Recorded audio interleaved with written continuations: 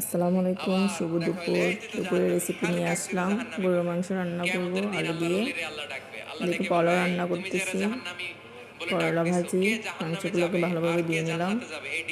আদা, রসুন, পেঁয়াজ সব দিয়ে দিব স্বাদ মতো। রসুনটা দিয়ে দিচ্ছি, তেজপাতা, দারচিনি, এলাচি,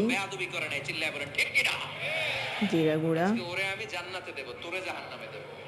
দিয়েছি 2 চামচ, হলুদের গুঁড়া 2 চামচ, লবণ স্বাদ মতন,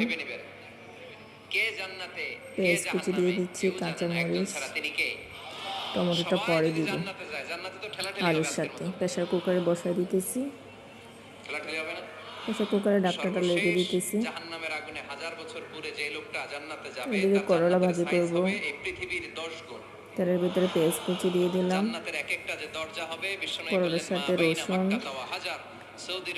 হলুদ, লবণ দিয়ে দিচ্ছি। এখন দিয়ে দিচ্ছি টমেটো আর কাঁচামরিচ, ভালোভাবে লাড়িয়ে দিচ্ছি। দিয়ে দিচ্ছি ঢাকনাটা। আমরা আমাদের দরজা দিয়ে, ঘরের দরজা দিয়ে একসাথে কয়জন ঢুকি? বড় জোর 2 জন। তার চেয়েও ধাক্কাধাক্কি করে সর্বোচ্চ জান্নাতের এক একটা দরজা দিয়ে এক ফাউজে একবারে ঢুকতে পারবে কয়েক হাজার কোটি। আমার করলা ভাজিটা হয়ে গেছে। তো ওই জান্নাত যদি আল্লাহ সবাইরে দেয়, আমার কোনো প্রেসার সমস্যা কুকারে আছে? মাংসটা হতে 7-8টা সিগন্যাল দিতে হয়। ধনিয়া পাতাটা দিয়ে দিচ্ছি। দুইটা একসাথে রান্না করে ফেলতেছি। এদিকে মাংসটার সিগন্যালটা হয়ে গেছে। এখন গ্যাসটা বাইরে করে ঢাকনাটা খুলতেছি। আর কেউ উপরে উঠতে চাইলে দেখেন কালারটা কি সুন্দর আসছে। সাইয়েদনা আদম আলাইহিস সালাম ভুল করলেন, ক্ষমা চাইলেন, ক্ষমা করে দিল কে? এদিকে আলু দিয়ে দেব। এজন্য আমাদেরও যদি ভুল হয়ে যায় আমরা আল্লাহর কাছে মাফ টমেটোটা চাই। দিয়ে দিচ্ছি। এখন দরজা খোলা আছে না নাই? আলু দিয়ে আর 2টা সিগন্যাল দিব, বেশি দিব না। রব্বি জাআলনি মুকিমাস সালাতি ওয়া মিন যুররিয়াতি রাব্বানা ওয়া দিয়ে দিচ্ছি ঢাকনাটা। আলু দিয়ে 2টাই দিব। হয়ে গেছে আমার রেসিপি। এখন একটু তেলের বাগার দিয়ে দিব পেঁয়াজ কুচি দিয়ে। আমার দোয়াটা আপনি কবুল করে নেন। সালাতে কায়েম করো, তেলটা বসা দিয়েছি, পেঁয়াজটা দিয়ে দিচ্ছি, দিয়েছি মাংসটা ঢেলে। একটু গরম মশলা দিয়ে দিব উপর দিয়ে গ্যারানের জন্য। এটা আমার আম্মুর রেসিপি, একটু মশলা দিয়ে দেয়, অনেক ধরনের বেটে টালিয়ে রাখে।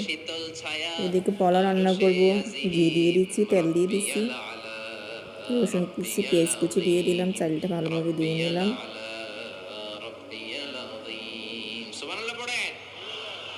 তেজপাতা, দারচিনি, এলাচি দিয়ে দিলাম তেলের ভিতরে। একটু রসুন বাগানটা দিয়ে দিচ্ছি, চাউলটা দিয়ে দিচ্ছি।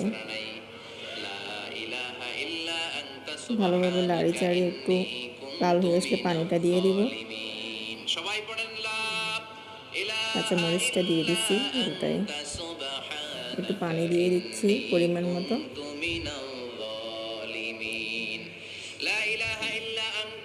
ভালোভাবে লাড়িয়ে ঢাকনাটা দিয়ে দিচ্ছি। পোলাও হতে বেশিক্ষণে লাগে না, সময় প্রায় হয়ে আসছে আমার পোলাওটা। দেখেন কীভাবে জর্জরিত হয়ে গেছে। ভালো থাকবেন সবাই, আল্লাহ হাফেজ।